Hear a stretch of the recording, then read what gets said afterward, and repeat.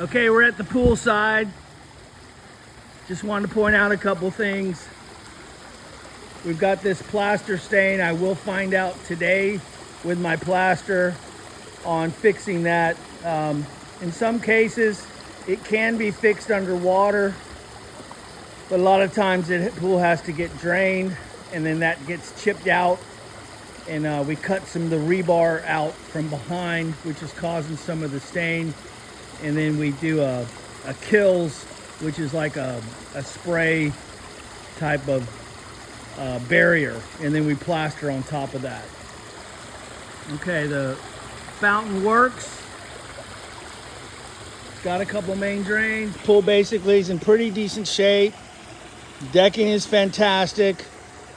Plaster could probably be redone. Probably needs a new plaster because there's some areas that are worn, especially here as well.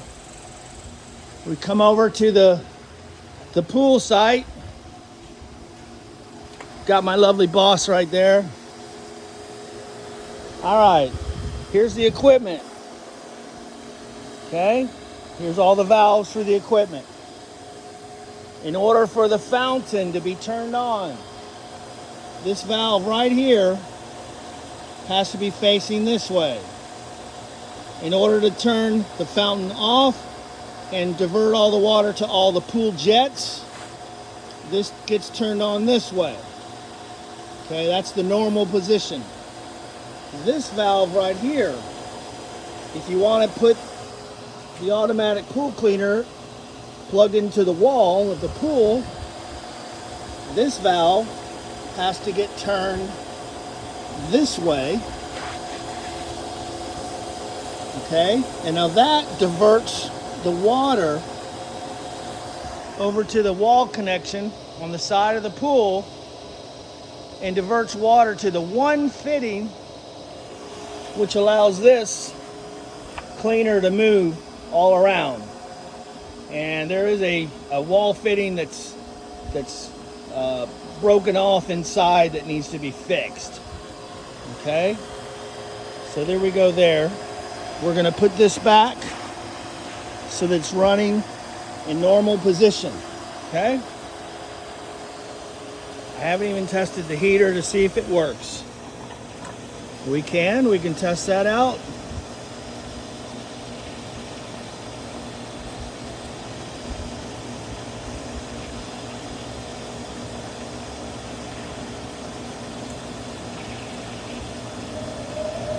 All right, I turned the heater on. Let's see if it test fires. While that's test firing, here's the timers. We've got the pool timer set. Come on about 10 a.m., off about 7. Okay, so we got that going. This is just a secondary. Okay.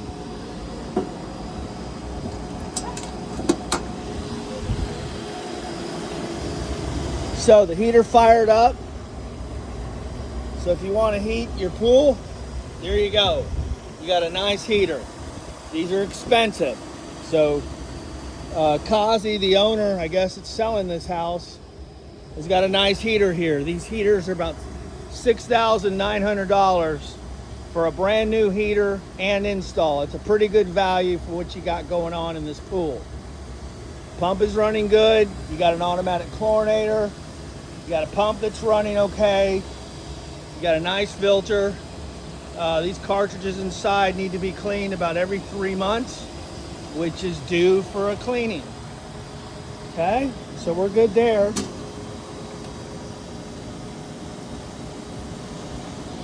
Right here is you've got a light. Tell me if the light goes off, please. There's a switch right there. All right, this switch right here turns the light on and off. This is on, this is off. It's off now. Here's a GFCI and timers. So we're pretty good so far. But overall, pretty good setup.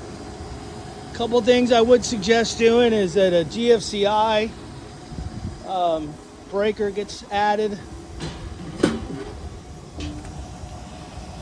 which that has a GFCI right there, which is, I think, going to the pool, which is good. But I always suggest on any new pool owner is to have an electrician replace the breaker that I just showed you in that big box.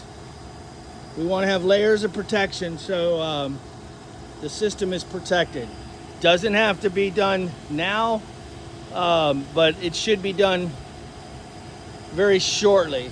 It's not a seller's responsibility. It is working, but in my 46 years in the pool industry, I absolutely suggest that GFCI breaker gets replaced.